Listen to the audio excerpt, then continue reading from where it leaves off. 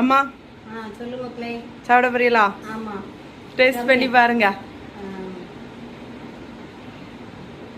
Beef குழம்பு ரொம்ப சூப்பரா இருக்கு. என் பிள்ளை வச்சது சாப்பிட்டே பார்க்கல, அதுக்கு நல்லா இருக்கு. வேற சாப்பிட்டு பார்த்துட்டு சொல்லுங்க. நல்லா இருக்கு, சூப்பர். அப்பளம் நல்லா இருக்கு. சாம்பார்